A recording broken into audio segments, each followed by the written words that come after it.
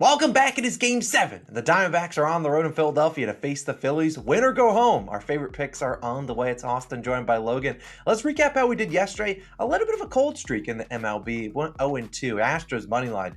Adolis Garcia and the Rangers just showed up in a big way. Man, I don't think a lot of people saw that coming. The road team won every single game in that series. Hey, shout out the Rangers on the way to the World Series.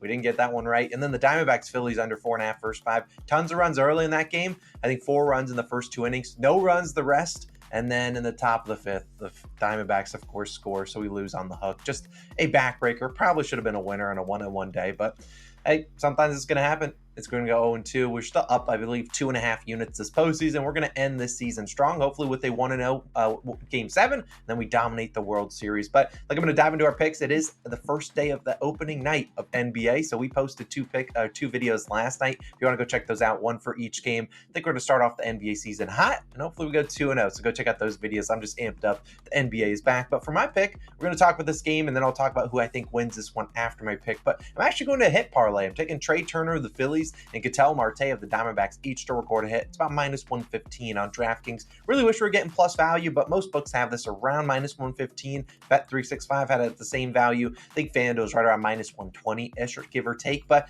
we talk about two hitters that their teams really need them to step up. And Trea Turner's really been a no-show these last 2 games, 0 for 8 combined. I think Trea Turner hits pretty well today, and we'll talk about Ketel Marte. I'd argue that the Phillies should probably walk him, but they haven't been doing that so far. But let's talk about Trea Turner, though. In Game 3, when he faced Brandon Pfaadt, who's scheduled to go again for the Diamondbacks, he went 1 for 2. He was actually one of the only 2 hits.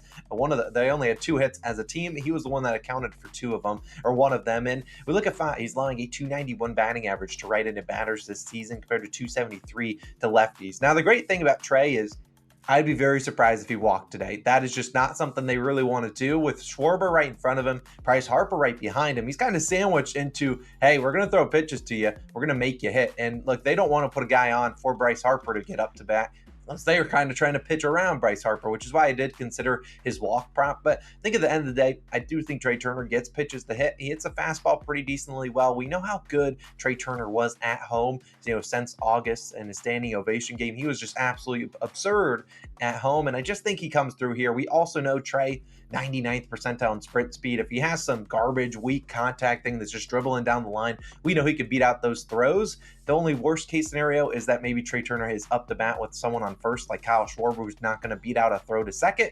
Either way, I really do think Trea Turner bounces back after 2 0-4 days in a row. He's going to get pitches to hit. If he goes 0 for 4 or maybe even 0 for 5, chalk it up to the game. I think Trea Turner shows up in a big way for his team. And the next guy is Ketel Marte. Like, speaking of a guy that probably should be walked, it should be this guy, because this is a guy hitting .375 this postseason. He has actually hit in all 11 postseason games. So knock on wood, hopefully that does continue. But he also has a great track record against Ranger Suarez, who's pitching for the Phillies. 8 for 18, batting .444. He does have a walk in there as well. But look, Marte's just swinging the bat super hot. I mean, he's like the Adolis Garcia of this line. When you think about Adolis, I think 4 hits yesterday. The guy just was absolutely absurd. But I do think that Marte is just going to get it done. I mean, look, they can try to walk him if they want to, but there's going to be some scenarios where Marte comes up, maybe with a guy on base. There's really not a situation you want to just say, we'll put him on base and let the other guys hit around.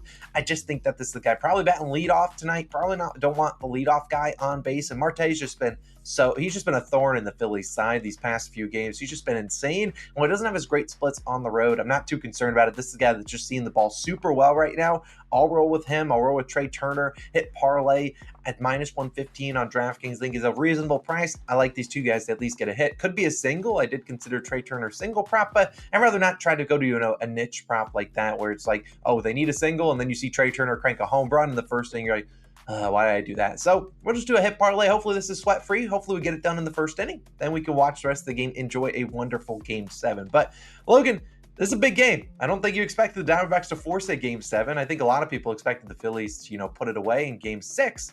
How you feeling going into this Game 7 as a Phillies fan? I'm not feeling good because I know how baseball works. I know that in any given game, any team can win. And especially when you let it get to a Game 7, random stuff happens. And now the Phillies are in that position where some random stuff could happen.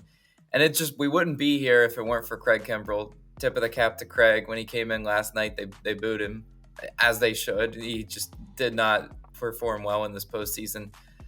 But you know what? When it comes down to it, I just look at the pitching matchup. I look at Ranger Suarez, a guy that's like a really, really good postseason pitcher. And then I look at Brandon Pfaadt, who had a really good start versus Philly. But if you don't think they're in the lab looking at what he did to cook them, in his last start, if you don't think they're going to fix that, well, then I disagree with you, because I think they're going to come out and absolutely obliterate Fott. I think that all of the pitches that he was getting swing and a miss on here in Citizens Bank Park, I think he's not going to be as sharp.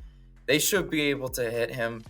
Ranger Suarez should be able to hold it down. I'm cautiously optimistic that my Phillies take this one, but you know what? There's a reason why the Austin's picking in this series, because I'm just too damn biased.